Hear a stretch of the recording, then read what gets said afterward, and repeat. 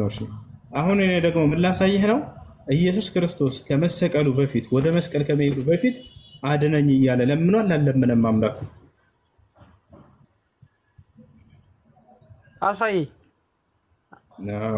ያውና ኢየሱስ ክርስቶስ ከመሰቀሉ በፊት አድነኝ ብሎ ለምኗል። ያውና ዮሐንስ ወንጌል ምዕራፍ 12 ቁጥር 27 ላይ ምን ይላል? አሁን ነፍሴ ታውካለች፣ ምን እስላለሁ? አባት ሆይ ከዚህ ሰዓት አድነኝ። ነገር ግን ስለዚህ እያለ ይናገራል። ከዚህ ሰዓት አድነኝ ብሎ ኢየሱስ ክርስቶስ ወደ መስቀል ገና ከመሄዱ በፊት ተናግሯል። ይሄን ጸሎቱን አምላክ ሰምቶታል ወይንስ አልሰማለትም? መልሰልን። አምላክ ይሄን ጸሎቱን ሰምቶታል። በጣም ጥሩ ሰምቶታል አለ። ስለዚህ ድኗል ማለት ነው። ምክንያቱም እግዚአብሔር አብ ሰምቶታል። ይኸውልህ እግዚአብሔር አብ ሰምቶታል እኮ ግልጽ ነው። እሱ አሁን አምላክ የሚባል ነገር የለም። እኔና ያብናየ ምን ማለት እንደው ከፈለግሽ ላስረዳሽ። እሺ ክርስቶስን ያስነሳው ማን ነው? ክርስቶስን ያስነሳው ማን ነው? አምላኩ እግዚአብሔር። እንደዚህ እግዚአብሔር ነው ያስነሳው የሚል አሳየኝ። አሳይሻለሁ።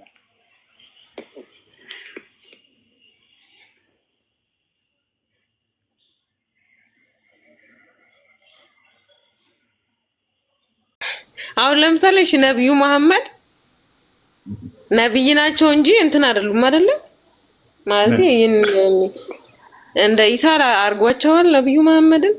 አሁን ለምሳሌ ነብዩ መሐመድ ሞተዋል አላረጉም። ኢየሱስ ክርስቶስ ግን በእኛ እምነት አሁን ሞተ ማለት በገደሉት ከዛ በኋላ በሶስተኛውም ቀን ተነሳ።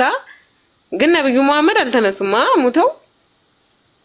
ጠይቂና ጥያቄሽን ለማልሰልሽ መጨረሻ እንዳላቋርጥሽ ብዬ ነው። ማለት ነብዩ መሐመድ ሞቱ አልተነሱም። አሁን ክርስቶስ ግን ሞተ ከመቃብርም በሶስተኛውም ቀን ተነሳ። እግዚአብሔር እንዳለው ቃሉን ፈጸመ ማለት ነው። እንዴት ማለት የባቢሎንን እንትን አፈርሳለሁ በሶስተኛውም ቀን ገንብቼ ጨርሰዋለሁ ምናምን ሲል ማለት ነው። በሶስተኛው ቀን የራሱን መሞትና መነሳትን ነው ሲናገር የነበረው። ጨረሽ አላውራ? እስኪ ንገረኝ። ነቢያችን ሰለላሁ ዐለይሂ ወሰለም አላረጉም ወይ? በደንብ አድርገዋል።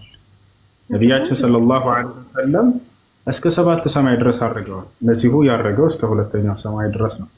እርሳቸው ከዚያ በኋላ 6 ሰማይ ጨምሪበት 7 ሰማይ ድረስ አድርገዋል። ቃለ ነቢይ ሰለላሁ ዐለይሂ ወሰለም ለማ ዑሪጀ ቢ ኢለ ሰማይ ሳቢዓ ወደ 7ቱ ሰማይ ባረግኩን ጊዜ አሉ እንዳረጉ ለዚያው ከመልአኩ ገብርኤል ከጅብሪል ዐለይሂ ሰላም ጋር አብረው